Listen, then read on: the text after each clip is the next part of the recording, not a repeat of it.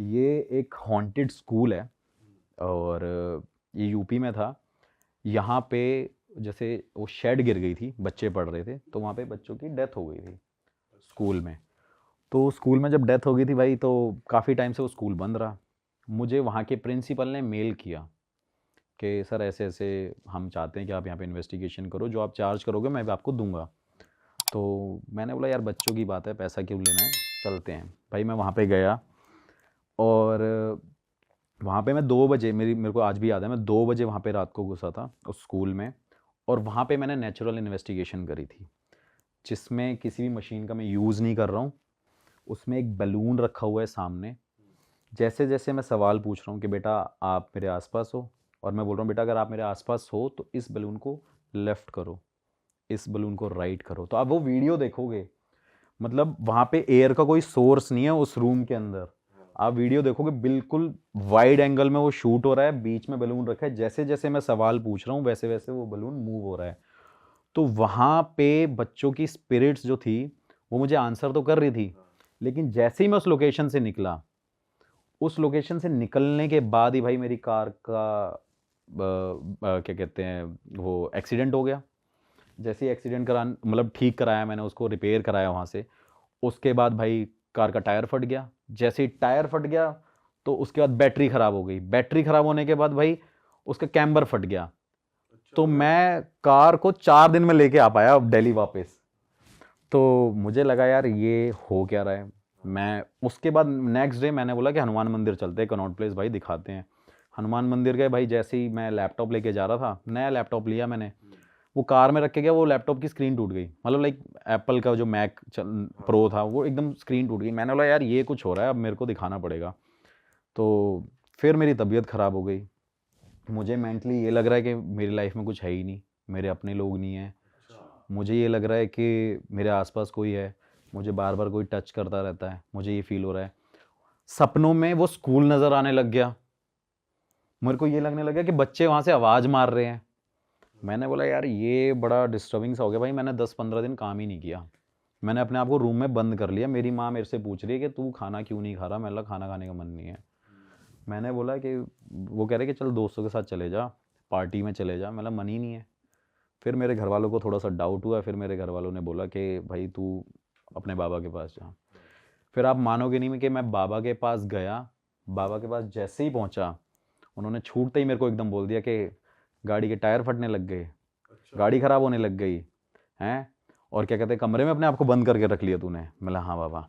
उन बाबा ने भाई ऐसे ऊपर करके देखा, कहते जा अब कुछ हो जाए तो बता दियो। मैं बाबा मुझे डर लगता है कि मैं घर से निकलूँ ना। मतलब एक ऐसा भी लेवल आ गया था कि मेरे को डर लगने लगा कि यार मैं नहीं निकलूँगा अब घर से। तो उन्होंने बोला अब घर से बाहर निकल, जो करना है वो कर। तो मैंने कहा क्या हुआ था? कह रहे बच्चों की आत्मा लग गई थी ना तेरे पीछे। मतलब उनको मैंने कुछ बताया नहीं है, उनको कुछ बताया नहीं है कि क्या हुआ है, कहाँ गया था, कहाँ गया था, क्या किया था, कहाँ था, क्या करता हूँ। वो खुद से बोलने लगे कि भाई बच्चों की आत्मा लगी है ना, जा दूँ, ठीक हो गया। मैंने कहा चलो यार ठीक हो जाऊँगा। फिर मैंने थोड़े दिन बाद आया, मेरे को लगा यार वो स्कूल की वजह से मैं बड़ा परेशान रहा। भाई मैं दोबारा उस स्कूल में गया। मैंने बोला कि नहीं भाई ये इसको करना है, इसको सॉर्ट करना है।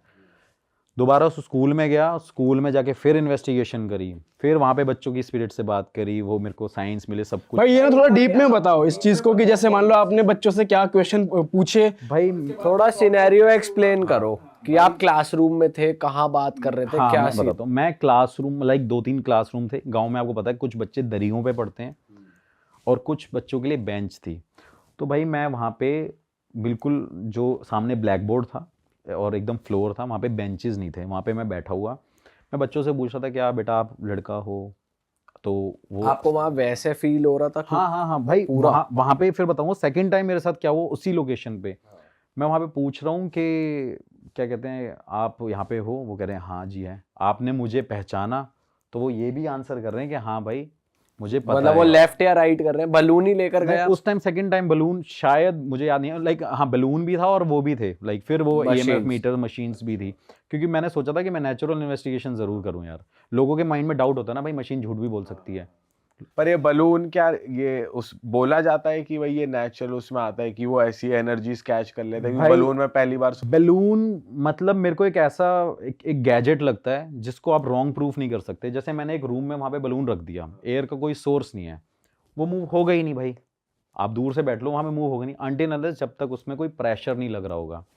तो वहाँ पे मैं बोल रहा था कि अगर हो तो आप इस बैलून को मूव करो। और वो भाई वो इतना सेंसिटिव चीज़ है, एक बैलून इतनी सेंसिटिव चीज़ है, आप उसे हल्की सी फूंक मारोगे वो एकदम उड़ने लग जाएगा। तो मुझे लगा कि ये एक मेरा प्रोसेस है, मतलब आप कह सकते हो कि इसे इन्वेस्टिगेट करने का। और वहाँ विंडो कुछ नहीं थी जहाँ से थे, हवा एक दो होल जरूर थे, लेकिन वो होल ऊपर की तरफ थे, लेकिन बैलून बिल्कुल बीच में रखा हुआ था। तो उसमें मतलब आपको क्लियर पता चलेगा वीडियो में देख के कि हाँ वहाँ पे एयर का कोई सोर्स नहीं और होगा। भाई जब आप फर्स्ट टाइम गए थे तो ऐसी कुछ बात हुई थी कि वो आपके साथ ही आ गए, मतलब आपने वो कॉन्वर्सेशन एंड कैसे करी, या मतलब इन्वेस्टिगेट करने का पर्पस क्या था? कि जैसे सबको पता ही है वो हॉन्टेड है, पर आपने जाके वहाँ पे मतलब ये बताओ कि फिर उसके बाद प्रिंसिपल के साथ आपकी क्या बात हुई?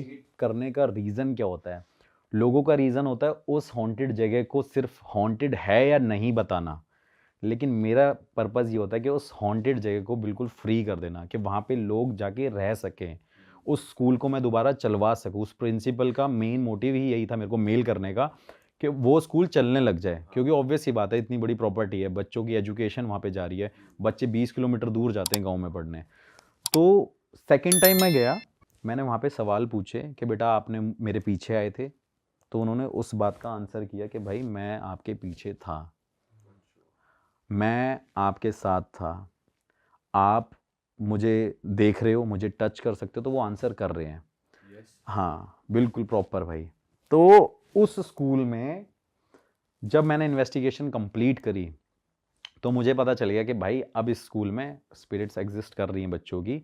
और बच्चों की जो स्पिरिट होती है ना वो बड़ी मतलब आप कैसे ज़िद्दी होती हैं। आप समझ सकते हो कि जैसे बच्चा एक होता है तो ज़िद्दी होते हैं, किसी को चॉकलेट चाहिए, तो वो भी स्पिरिट्स बिल्कुल ज़िद्दी थी कि वो छोड़ना नहीं चाहती थी उस स्कूल को। क्योंकि आप समझ सकते हो क्योंकि बच्चे ना थोड़े से इमोशनल भी होते हैं और ज़िद्दी भी बहुत ज़्यादा होते हैं, तो वो उस जगह को छोड़ना नहीं चाहते थे। तो भाई मैंने अपने बाबा को बुलाया, और मेरे बाबा कोई ऐसे ही नहीं है कि कोई सोशली बहुत ज़्यादा एक्टिव हैं। हाँ 95 उनकी जिनके एज पास है, आप गए थे जिनके उन्हीं को पास मैं बुलाया। जाता हूँ, मेरे पास 95 years के 95 वो। ईयर्स उनकी एज है, जो बैठे बैठे मुझे बता देते थे कि भाई मैं इस टाइम क्या खा रहा हूँ, क्या कर रहा हूँ। तो वो पावर्स मेरे हिसाब से मैंने आज तक कहीं एक्सपीरियंस नहीं करी। तो उनको मैंने बोला कि मतलब बाबा ऐसी बात है और मैं और आप चलते हैं, करते हैं। भाई उस स्कूल में गया मैं, आप मोटिव पूछ रहे थे ना, मोटिव ये था स्कूल में उन बाबा को मैंने 2 दिन वहाँ पे लेके गया। रात को मैं उनके पास गया, उनसे पूजा कराई अपने पैसों से, मैंने कोई पैसा नहीं लिया। उस स्कूल को मैंने दोबारा रीओपन कर दिया और उस स्कूल में आज बच्चे पढ़ रहे हैं।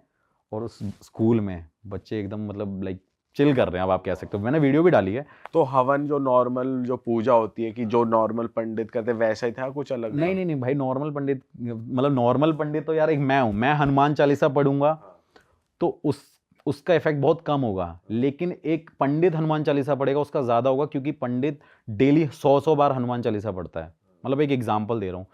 तो वो 95 ईयर्स का जो बाबा है वो अगर उस चीज़ को कर रहे होंगे तो उससे कितना ज़्यादा इफेक्ट पड़ रहा होगा। बट उस पूजा के बारे में आप बता सकते हो, और उसके बाद उन्होंने कुछ भाई, बताया ये हो, कुछ- कैसे फ्री करा उन्हें? हाँ मतलब ये थोड़ी सी चीज़ ऐसी है कि इसको बताना थोड़ा सा मतलब मुश्किल भी हो जाएगा, क्योंकि वो कुछ अपनी तंत्र मंत्र विद्या, उनके पास सिद्धि है काली माता की। और मतलब आप कह सकते हैं कि वो हनुमान जी से डायरेक्ट बात करते हैं, लेकिन वो कभी फेमस नहीं होना चाहते, ना ही उनका ये मकसद है, ना ही वो कभी पैसे लेते हैं। जो पैसे लेते हैं वो मैं देता हूँ उनको, क्योंकि भाई ऑब्वियस ही बात है उनको भी आगे अपना फैमिली को देखना है, उनके भी बच्चे हैं। भाई वैसे ये होते हैं जो एक्चुअल में जेन्युइन होते हैं वो लोग कैमरा के सामने नहीं आते और उनका कुछ मोटिव भी नहीं होता कि मुझे पैसा कमाना या फिर ऐसा कुछ। हाँ बिल्कुल बिल्कुल यार। और मेरा मोटिव जो मैं हमेशा बोलता हूँ पैरानॉर्मल में घुसने का, वो यही है कि मैं हमेशा सिर्फ ये कोशिश करता हूँ कि जो स्पिरिट जो वहाँ पे है जगह, उसको भाई फ्री करूँ, मुक्ति दिलाना मेरा काम है। अब ऐसा नहीं है कि मैं भगवान हूँ, लेकिन ऐसे बाबाओं की हेल्प से मैं इन चीज़ों को करता हूँ। और तभी इस फील्ड में मतलब इंटरेस्ट है, और नए नए केसेस मेरे पास आते रहते हैं। भाई अपने कोई और नए केस के बारे में बताओ जहाँ पे आप गए और आपने कुछ ऐसा फील करा हो कि यार वहाँ तो आपकी हवा टाइट हो गई बिल्कुल। भाई एक ऐसी जगह है उत्तराखंड में, एक भाई लोहा घाट, चंपावत डिस्ट्रिक्ट है, और लोहा घाट एक शहर है। उसके ऊपर है एक पहाड़ों के बिल्कुल ऊपर टॉप पे एबॉट माउंट करके। हाँ, वो एबॉट माउंट भाई वहाँ की मतलब बहुत इंटरेस्टिंग स्टोरी भी है। और वहाँ पे जो हुआ है मतलब मैंने आज तक कभी, और इवन वो वर्ल्ड का भी और इंडिया का भी मोस्ट हॉन्टेड हॉस्पिटल में काउंट होता है। अच्छा। और आप एक चीज़ आपने कभी सुनी नहीं होगी कि चर्च भी हॉन्टेड होते हैं, लाइक चर्च के अंदर, मतलब लाइक एक गोवा में चर्च है वो बताता है कि हॉन्टेड है, लेकिन अंदर अगर पॉजिटिविटी है तो भाई वो हॉन्टेड क्यों है। तो वहाँ पे ऐसी 3-4 जगह जो बड़ी हॉन्टेड है। तो उसकी स्टोरी भाई ये है कि वहाँ पे एक ज़माने में मतलब जब ब्रिटिशर्स का टाइम रूल करते थे, वहाँ पे ब्रिटिशर्स रहते थे।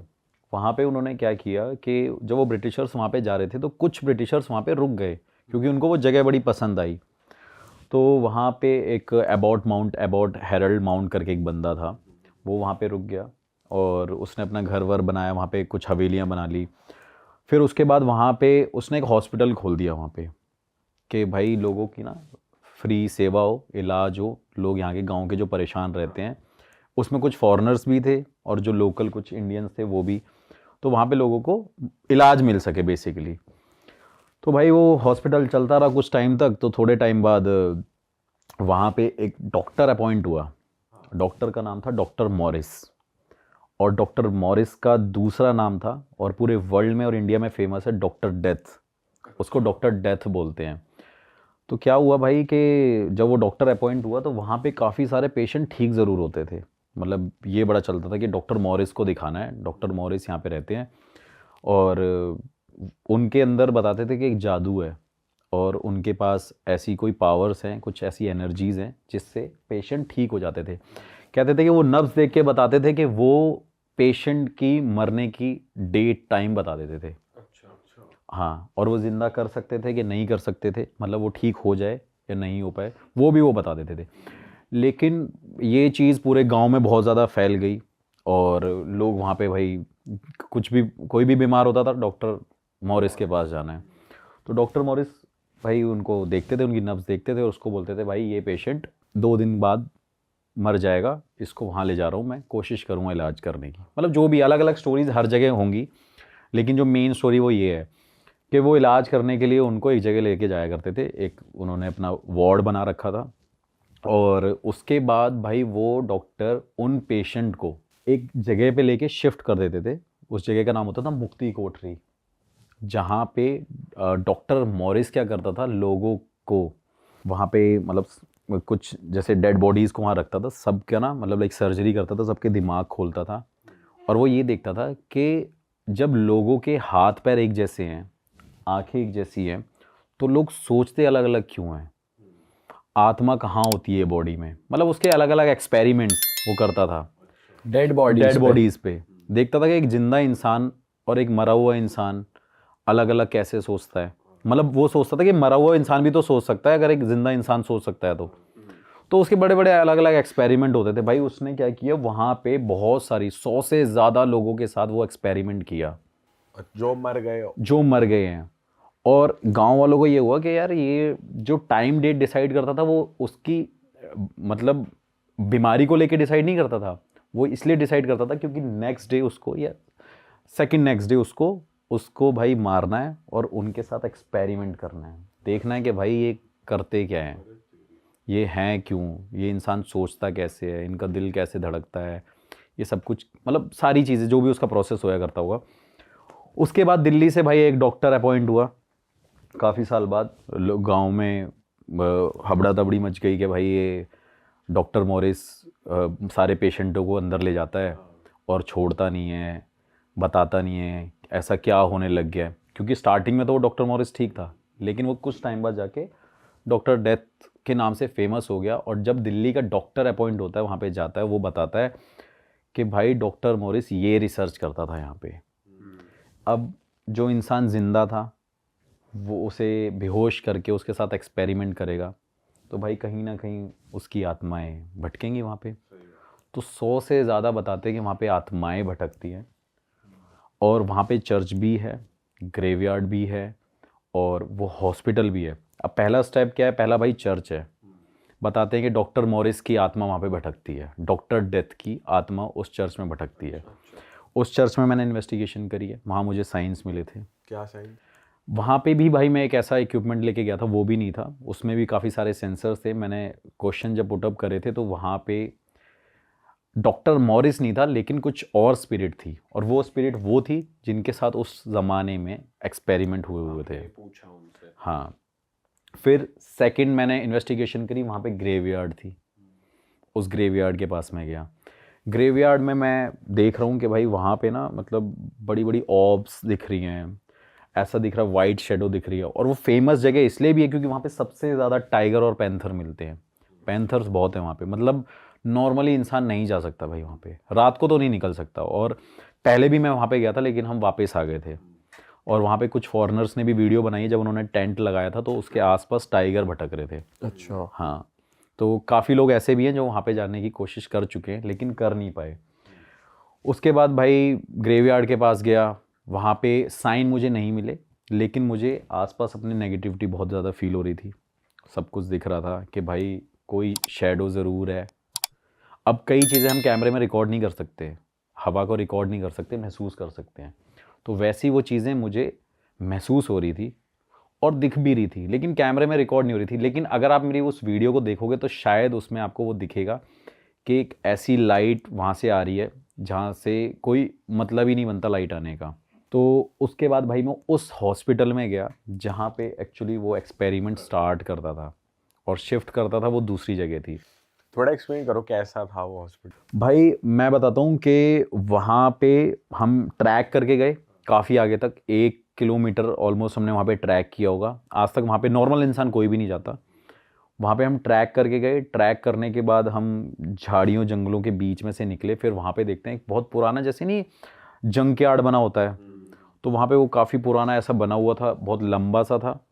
और वहाँ पे अलग अलग रूम्स बने हुए थे, जैसे हॉस्पिटल में होते हैं कि भाई ये मेडिसिन यहाँ मिलती होंगी, यहाँ पे डॉक्टर्स होते होंगे, यहाँ पे टेस्ट होया करते होंगे। तो वो काफ़ी बहुत पुराना है और अंग्रेज़ों के टाइम का है वो। आई थिंक 1915 समथिंग ऐसा कुछ है, 42-15 के बीच में तो ये। पुरानी अलमारियां, कबर्ड वगैरह, बेड वगैरह सब पड़े हैं वहाँ मतलब पे? हाँ भाई, लॉक लगा हुआ है, काफ़ी जगहों पे लॉक है, बट वो गेट पुराने हैं और वो विंडोज़ पुरानी है एकदम। वहाँ पे दिख रहा है कि यार सब कुछ ऐसा है जो पुराने ज़माने में ही था, कुछ वहाँ पे नया नहीं हुआ। उसके बाद मैंने वहाँ पे इन्वेस्टिगेशन करी। वहाँ पे इन्वेस्टिगेशन करने के बाद मुझे कुछ फील नहीं हुआ, मेरे मशीन्स पे कुछ फील नहीं हुआ, लेकिन मेरे आसपास मुझे ये फील हो रहा था, मेरे पूरे बियर्ड की जो रोंगटे थे खड़े हो गए, मेरे पैरों के रोंगटे खड़े हो गए। और उस जगह पे मैं हिम्मत नहीं कर पा रहा था कि भाई मैं पूरे हॉस्पिटल को एक बार ऐसे लुक अराउंड कर लूँ, पूरा सर्कल करके ऐसे देख लूँ, घूम के देख लूँ। तो वहाँ पे भाई हिम्मत नहीं हो रही थी मेरी। लेकिन वहाँ का जो एक्सपीरियंस था ना, बहुत वियर्ड था मेरे लिए। मुझे लग रहा था कि यार यहाँ पे आना मैंने गलत डिसीज़न लिया है, मेरा डिसीज़न बहुत गलत है यार, मेरे को यहाँ आना नहीं चाहिए था। क्योंकि मुझे ऐसा लग रहा था कि बार बार कोई ना कोई पैंथर आ जाएगा या कोई ना कोई स्पिरिट्स मेरे साथ लग जाएंगी और जिससे मैं शायद ना बच पाऊँ। वो जगह मेरे लिए थी एक ऐसी, क्योंकि वहाँ पे कुछ ब्रिटिशर्स भी मरे थे, कुछ इंडियंस भी मरे थे। तो सबको समझना मुश्किल है। आप एक स्पिरिट से तो डील कर सकते हो, 2 से कर सकते हो, लेकिन जब वो 50-100 से ज़्यादा होंगी तो आप शायद डील नहीं कर सकते हो।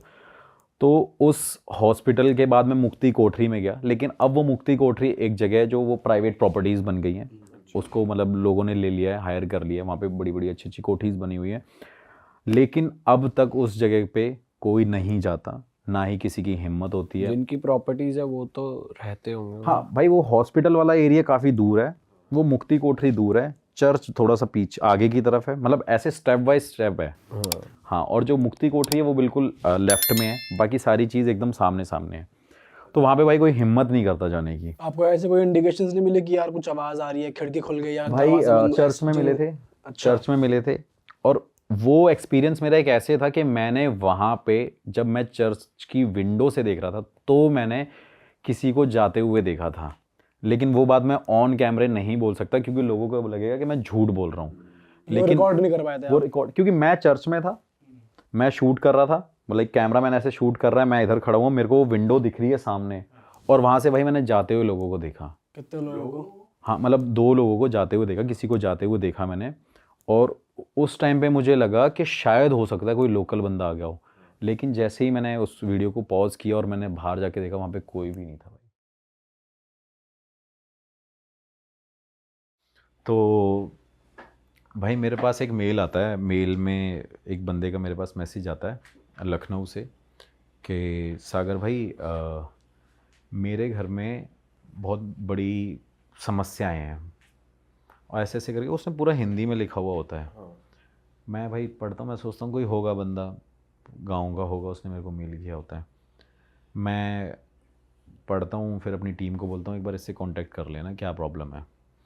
वो बंदा भाई मुझे बोलता है कि भाई मैं आपका एक्सपेंस दूंगा, आप मेरी कहानी सुनने मेरे घर आओ।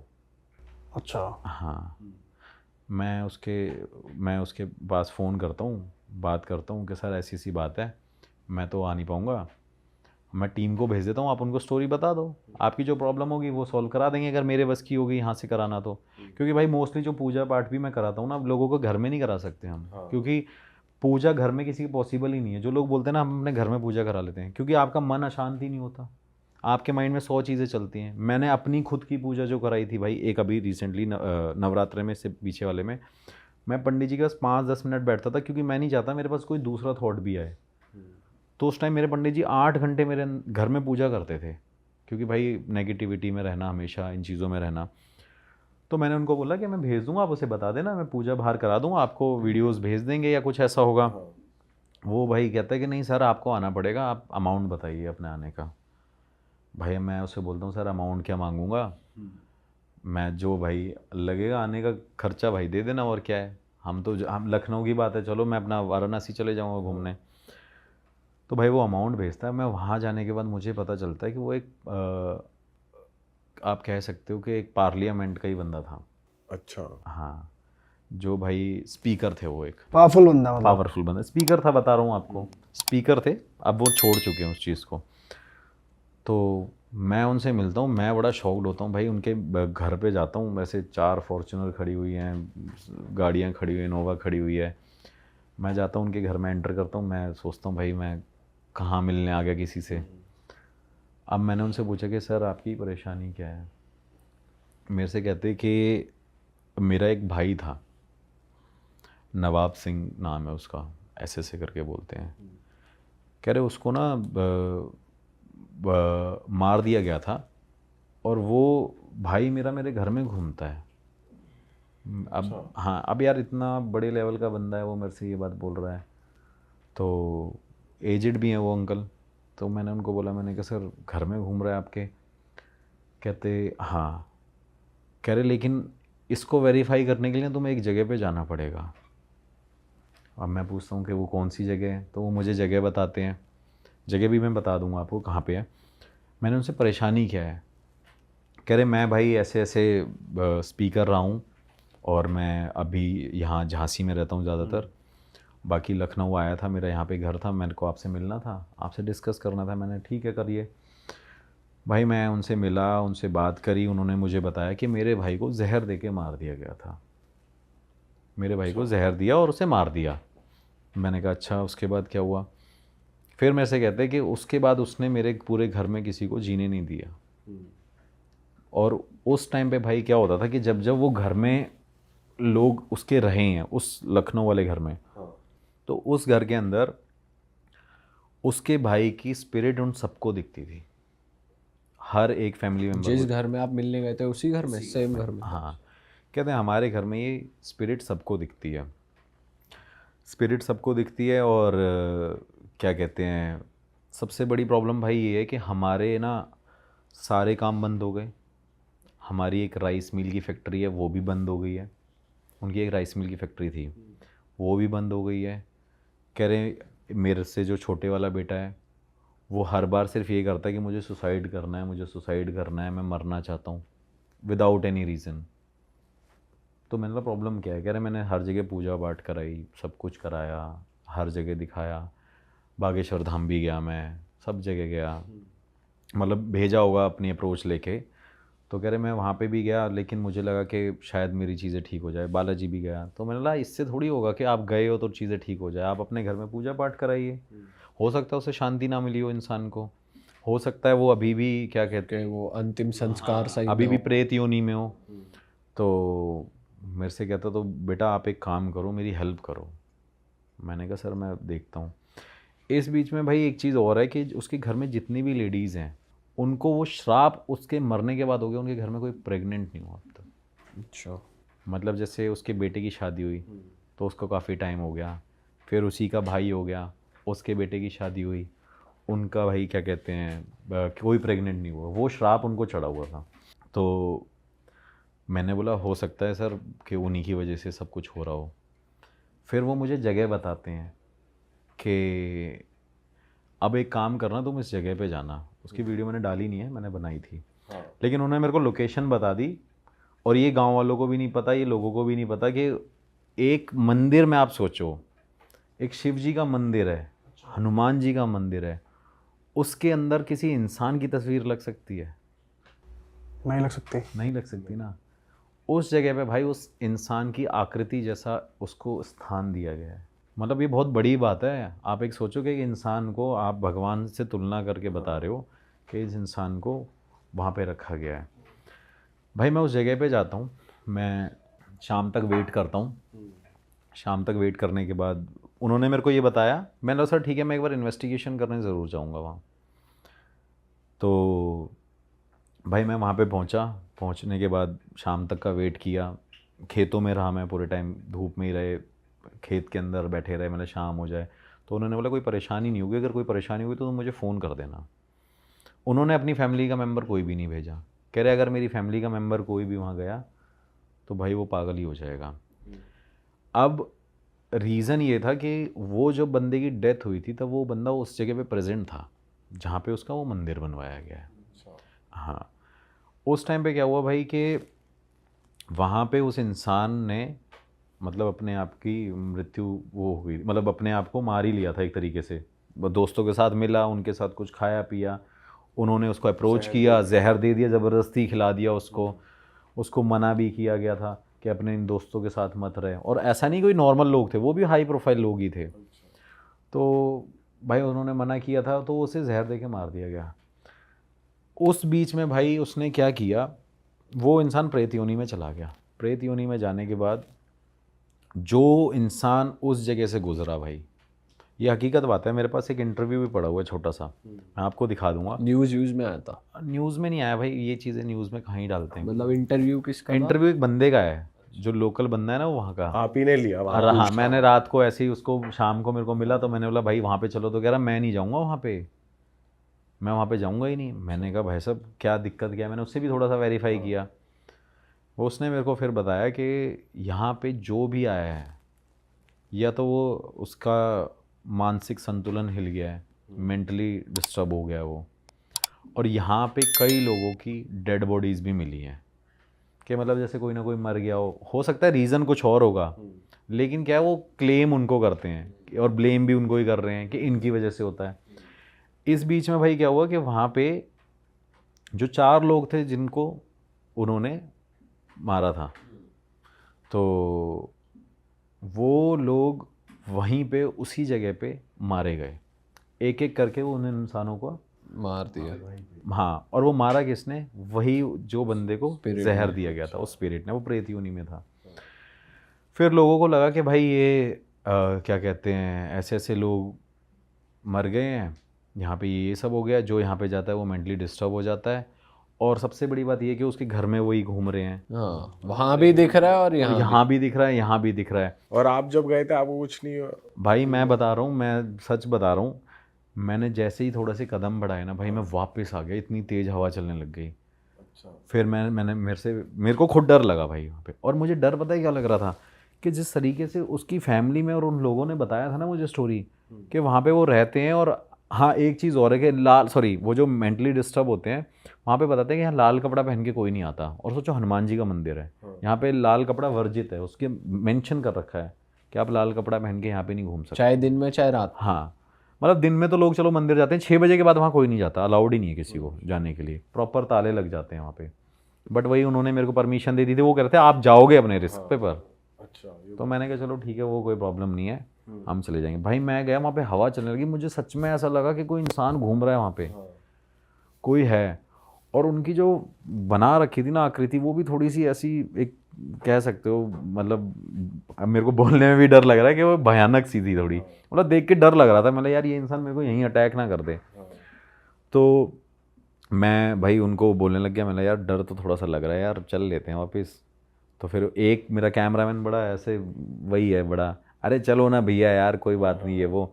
मैंने कहा मुझे अपनी चिंता नहीं होती, मेरे को तुम्हारी चिंता होती है भाई, तुम्हारे साथ कुछ हो गया, क्योंकि मेरे बहुत सारे कैमरामैन छोड़ के चले गए मुझे इस चक्कर में। जाएंगे ही भाई, बड़ी हाँ। मुश्किल से आते हैं भाई पकड़ में, पैसे दे दो तब भी नहीं आते। हाँ। फिर कहते हैं वो, मेरे से कह रहा चलो चलो चलते हैं भाई। मैं उसके पास गया, उसके पास जाने के बाद मैंने उसको बोला कि भाई इन्वेस्टिगेशन है, जल्दी जल्दी शुरू करेंगे, कहानी वानी में टाइम वेस्ट नहीं करेंगे।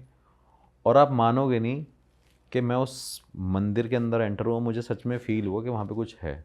मेरे वही अपना जो पर्सनल सेंसर मेरा बन रखा है, मेरे गूज बम्स खड़े हो जाना, ये सारी चीज़ें, साथ वालों के साथ भी यही हुआ। वो बंदे जब मेरे साथ गए, उन्होंने मेरे को छूटते ही मेरे पीछे से हाथ पकड़ के ऐसे बोला कि भैया यार चल लो यहाँ से ना, डर लग रहा है। और सबसे मैंने बोला भाई मंदिर भी है यहाँ पे, डरना क्यों है, ऐसा भी कुछ नहीं है, एक बार चल के देख लेते हैं। भाई आप मानोगे नहीं कि मैंने वहाँ से, उस मंदिर के वहाँ से निकल के इन्वेस्टिगेशन भी थोड़ी सी दूर करी, मतलब मंदिर के पास नहीं करी, और जो स्टोरी टेलिंग भी करी ना वो भी थोड़ी दूर करी। लेकिन वहाँ पे जब मैंने वो सवाल पूछे ना भाई कि यहाँ पे ऐसा ऐसा ऐसा सब कुछ है, तो भाई वहीं पे हर एक सवालों के मेरे को जवाब मिले। दूर खड़े होके भी जवाब आ रहे थे? हाँ भाई दूर खड़े हुए मेरे को बोला कि भाई डेथ तो वहीं हुई थी उनकी, पूरा एरिया ही वहीं है उनका, तो मुझे वो आंसर मिल रहे थे। लेकिन एक डर जो मुझे बार बार लग रहा था ना, मुझे लग रहा था कोई अटैक ना कर दे। और ये मैं गलत हूँ कि ऐसा नहीं होगा, लेकिन वो जो डर है ना एक, वो अंदर बैठ गया, क्योंकि उन्होंने भी ये बोला और गाँव के वाले बंदे ने भी मेरे को ये बोल दिया कि भाई अटैक ना कर दे। मैंने कहा चलो ठीक है भाई, यहाँ पे एक काम करते हैं, रुक जाते हैं। रुकने के बाद थोड़ी देर बैठे रहे, हम कार में बैठे रहे भाई। अब मैं वो खेतों में अपनी थार लेके गया था भाई, जैसे ही मैं वहाँ पे गया मेरे टायर पंक्चर हो गया था। अच्छा, टायर पंक्चर हो गया। और सबसे बड़ी गलती मेरे से क्या हुई थी कि मेरा स्टेपनी का जो टायर था वो भी मैंने पंक्चर नहीं लगवाया था। वो मेरा किसी इन्वेस्टिगेशन में कहीं करा था, लोगों ने मेरा टायर फाड़ दिया था, मतलब खड़े खड़े, वो भी यूपी में ही। तो मेरे को लगा यार मैं फंस गया भाई। फिर मैंने वहाँ पे वो कार छोड़ के आ गया कि मैंने चल काम करते हैं, कार छोड़ देते हैं, थोड़ा सा रात को यहाँ रुक जाएंगे, और फिर हम वॉक कर करके आगे मार्केट की तरफ निकल गए। मैंने उनको फ़ोन किया, सर ऐसी सी बात हो गई है, मैं यहाँ पे था और मेरे साथ ये हो गया। कह रहे मैं कह रहा था ना तेरे को वहाँ पे है, कह रहे करने वाला मेरा भाई है। अब यार ये बातें ऐसे बंदा सोच बोल रहे हैं वो प्रॉपर कि मेरे भाई नहीं कर कह रहे मेरे भाई ने तो किया है, मैं आपको बोलता रहा हूँ। फिर वो मेरे से कह रहा है ये आपके बस की नहीं है तिवारी जी केस वो करना है। मैंने कहा सर वो तो देखो पता नहीं, ये तो चलो बाद की बात है, वो देखते हैं कि अभी कर पाएंगे कि नहीं कर पाएंगे। भाई उन्होंने फिर मेरे को हेल्प करी कि बोला कि तुम एक काम करो, मार्केट में वहाँ जाओ, वहाँ मेरे नोन के लोग हैं, वहाँ उनसे मिल लेना और वो तुम्हारी हेल्प कर देंगे, और उनको फ़ोन कर रहा हूँ मैं। भाई हम वहाँ पे रात को 2-2:30 बजे उनके पास पहुँचे। उनके पास जाने के बाद उन्होंने बोला कि चाय वाय पिलाई। फिर उन्होंने मुझे भाई स्टोरी बताई कि कह रहे पूरा गाँव डरता ही है, कह रहा पूरा गाँव ये 6 बजे के बाद इस जगह पे नहीं आता। और उनका भी यही कहना था कि एक इंसान को मंदिर में उस तरीके की एक वो कैसे मिल सकती है प्लेस के, भाई भगवान को पूजो। और वहाँ का रूल है भाई कि आप पहले आओगे तो पहले उन सबसे पहले उनकी फ़ोटो है। फ़ोटो भी क्या है, पूरा पत्थर से बना रखा है कि पहले भाई इनको पूजना है, अगर आप इनको नहीं पूजोगे और यहाँ पे रह नहीं सकते। ये भी एक वहाँ का वो है कि भाई आप यहाँ पे रह भी नहीं पाओगे अगर इनको नहीं पूजोगे। तो लोग क्या करते हैं, दिन में जाते हैं, उनको पूजते हैं, फिर भगवान को पूजते हैं, फिर आते हैं। उन्होंने भाई मेरे को ये स्टोरी बताई। मैंने कहा चलो यार इतने लोग बोल रहे हैं तो भाई हो गई। फिर मैंने सर मेरे को तो ऐसे ऐसे साइन मिले वहाँ पे नेगेटिव एनर्जी के। तो मेरे से कह रहे पता नहीं तुम कैसे बच के आ गए हो और तुमने ये गलती क्यों करी। तो मैंने सर ने बोला था। कह रहे सर की तो जीवन ऑलरेडी ख़राब हो रखा है इनके चक्कर में, और तुम क्यों करने आए हो, क्योंकि गाँव के लोग तो यार करते ही है ना, उनको इतना पता नहीं होता। तो उन्होंने मेरे को बोला, मैंने कहा चलो ठीक है। मैंने फिर भाई क्या किया, नेक्स्ट डे वही अपना बंदा लेके गया, टायर खुलवाया, ट्रैक्टर से आगे रोड तक लेके आया। रोड पे लेके आने के बाद मैं कार लेके निकला, मैं वापस पहुंचा लखनऊ उनके पास। मैंने उनको फ़ोन किया, सर मैं लखनऊ आ रहा हूँ और मैं देखता हूँ कि इसको कैसे करना है। मैंने बोला सर यहाँ पे तो कुछ है।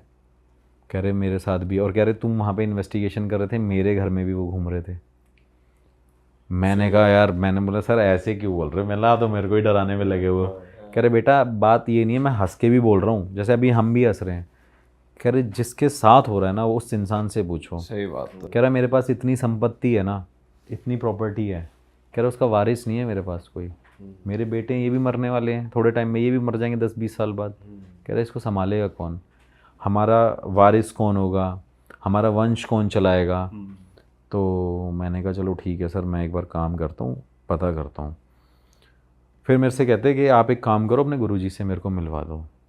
मैंने कहा सर वो तो मैं आपको तब बताऊंगा, पहले मैं उनके पास जाऊंगा, फिर उनसे पूछूंगा, क्योंकि आप एक रिस्पेक्टेड पर्सन हो। पता चले उन्होंने वो मेरे को बोला कि मैं अभी नहीं मिल सकता, क्योंकि ऐसा होता है भाई, वो कई बार ऐसे, वो भी ऐसे होते हैं। क्योंकि मैं उनके पास जाता हूँ ना भाई, वो मंदिर में बैठे रहते हैं, आते ही नहीं है बाहर। 3 बजे उठ जाते हैं, 3 बजे से भाई सुबह तक पूजा कर रहे होते हैं, फिर शाम को 7 बजे खाना खाते हैं, 9 बजे बैठ जाते हैं, फिर 3 घंटे पूजा करते हैं, 3 घंटे सोते हैं टोटल।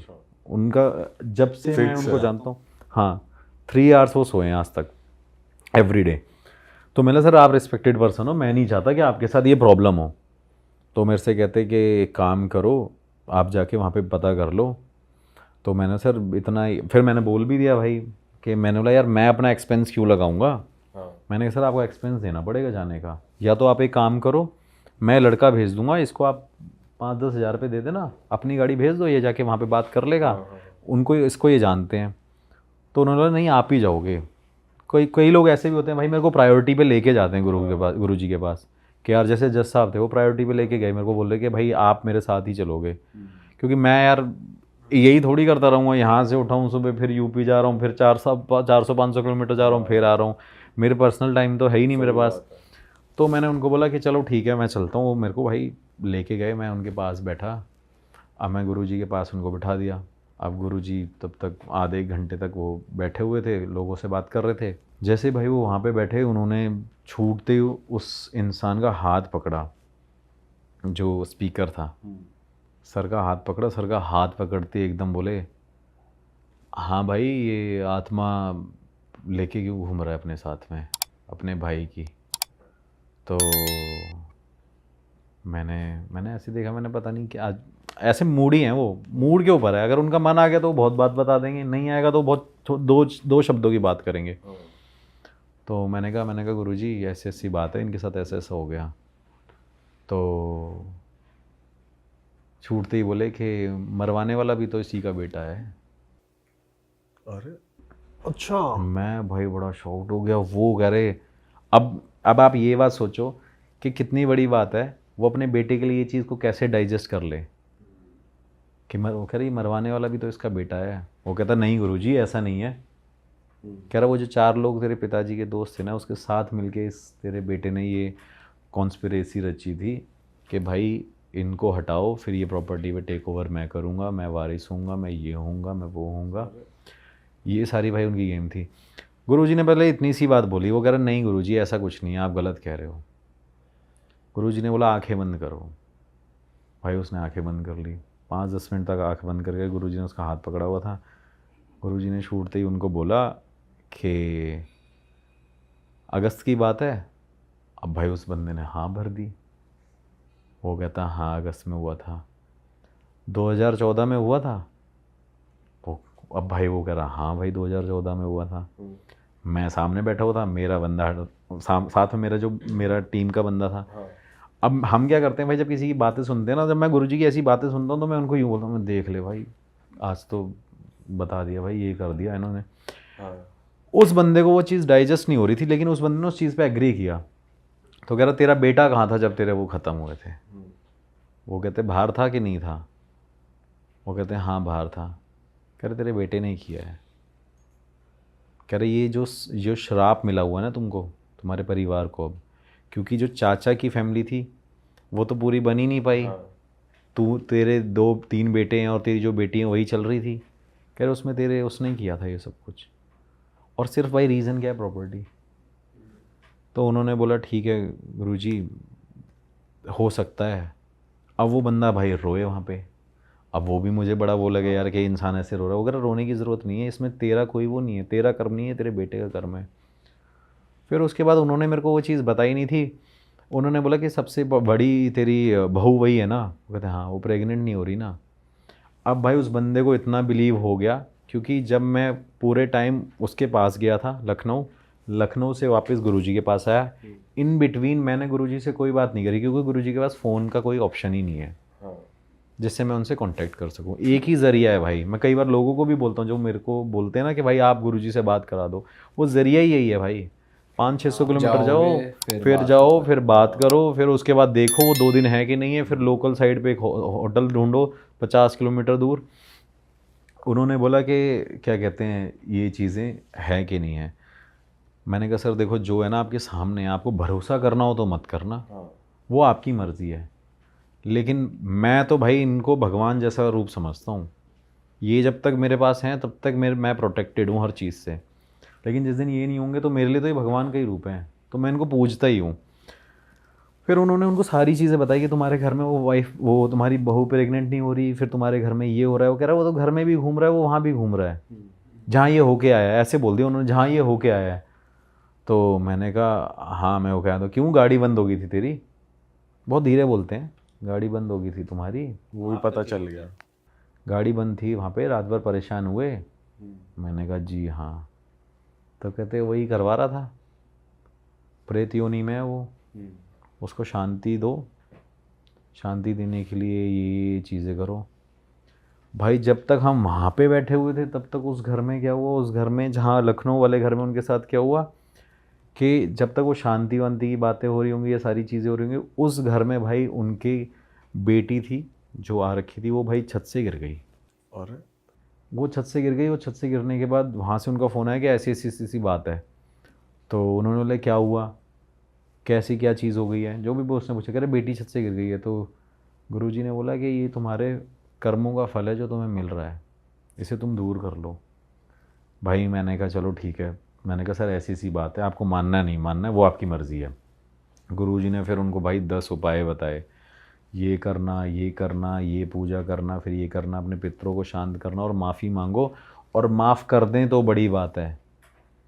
मैं तुम्हें सिर्फ तरीका बता सकता हूँ। अरे वाह, आपने ये वीडियो यहाँ तक देख ली भाई, तुमने हमारी मेहनत सफल कर दिया। तुम ही लोग हो असली रियल हिट। और अगर आपको बहुत मज़ा आ रहा है ऐसी क्लिप्स में, ऐसी वीडियोस में, तो फटाफट जाइए प्लेलिस्ट पे बिंज वॉच कीजिए और सारी वीडियोस देख डालो और मौज काटो। That is it. हम मिलेंगे नए पॉडकास्ट में, नई क्लिप में। Till then bye bye, see you, take care, do subscribe. Best of Real Talk online. Okay bye bye.